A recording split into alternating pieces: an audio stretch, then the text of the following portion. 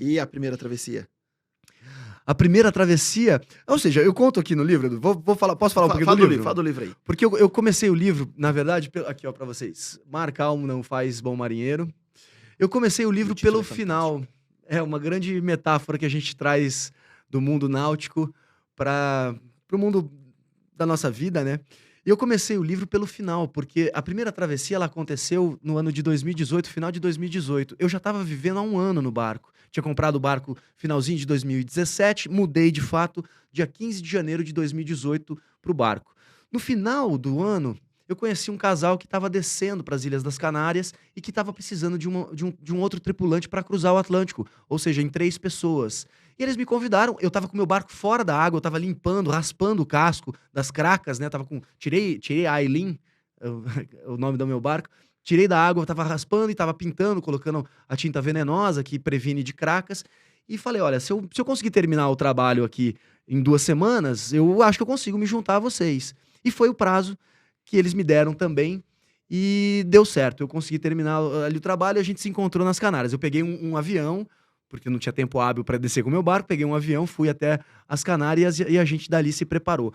Foram 21 dias no mar, a gente passou por vários perrengues, eu conto em detalhes, tudo que a gente passou, desde o do piloto automático que parou de funcionar, a gente não tinha as baterias, o painel solar não carregava as baterias, e a gente teve que ir sem piloto automático, a condição, o tamanho do barco que a gente estava navegando, nós três, né, a Sofia que passou mal praticamente a viagem toda, meu amigo que passou mal nos 5 primeiros dias, a Sofia não podia cozinhar, o meu amigo não sabia cozinhar, eu tive que assumir ali o papel de chefe de cozinha da nossa travessia. Mas eu comecei, quando a gente estava navegando, eu comecei a escrever um diário de bordo com todos os detalhes. Hora que o peixe fisgou, hora que a gente risou a vela, diminuiu os panos, hora que eu fui dormir, hora Sem nem que a pensar lua no livro. nasceu, hora que o sol se pôs. Sem pensar no livro, eu tava pensando em fazer um diário Pra pra você. mim, pessoal e tal, que eu viesse a compartilhar com os meus amigos em redes sociais.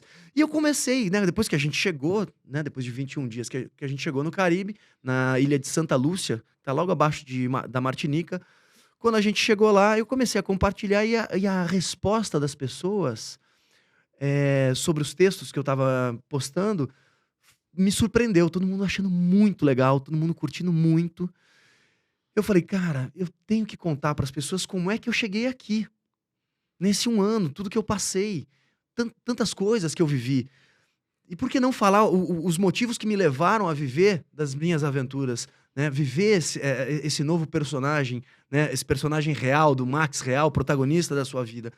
E aí foi então que eu comecei a escrever os capítulos, comecei a editar, a minha história e contar em detalhes tudo que eu passei. Tem um capítulo que eu dedico especialmente à aviação, tem um que eu falo do motorhome, eu começo o livro falando da minha separação, eu falo depois da minha rescisão de contrato Você na conta na um pouco TV de tudo. Globo. Coloquei um pouco de tudo, é um livro autobiográfico, eu acho que inspira bastante, a resposta que os meus leitores já me deram é que o livro eu escrevi com muita transparência, as coisas que eu passei, é muito sincero ali, eu não fico, Floreando. floreando. Eu conto um pouco da história dos lugares pelos quais eu passei, então Gibraltar ali, né, a proximidade, com o continente africano, você no menor, trecho, né, do canal do Estreito de Gibraltar, você tem 14 quilômetros de um lado ao outro, então você está navegando ali no meio, você olha a África e consegue ver também, a Europa. Então assim, eu falo um pouquinho da história dos lugares, falo de Portugal, falo das grandes navegações, e aí acabou que, depois de escrito, eu pensei, né, o capítulo, o diário de bordo, ele é tão interessante e tal, que eu coloquei como um capítulo de bônus, porque eu escrevi um capítulo que fala da travessia em si, mas eu falei: "Ah, não posso privar as pessoas Só de disso. lerem também, O que o dia a aconteceu. dia ali, como foi". E eu recomendo para quem for ler o diário de bordo, que leia um dia por vez, um dia por dia. Porque depois de 17 dias que você ainda tá pegando o meu livro na mão Vendo. pra ler, você vai falar assim: "Caramba, bicho, quanta coisa que já passou na minha vida aqui em terra, e o Max ainda estava lá, no barco", né, junto com o Beto e com a Sofia. Faz uma referência, eu acho que relativiza muito o nosso cotidiano. E eu acho que a experiência no mar sem contato com nenhuma porção de terra durante tanto tempo, por mais que nós estivéssemos em 3 pessoas, é uma viagem muito solitária. Você modera o seu humor pelo clima, né, Uhum. pela condição do barco. Então o barco batendo, mexendo, tá, você chega a ficar mal-humorado, depois o dia tá bonito, aí os golfinhos vêm visitar ali, porque isso acontece frequentemente, mais de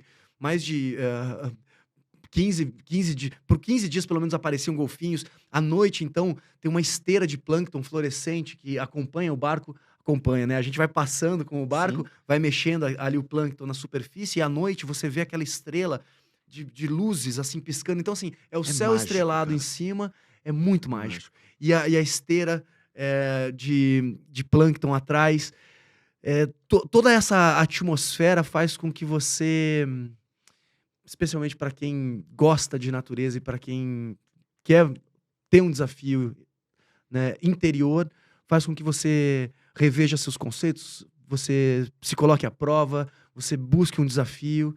E para mim foi um momento de grande realização. Não é à toa que eu fiz outras 2 2 vezes. vezes, né, E tem cruzei 3 vídeo, vezes cara? o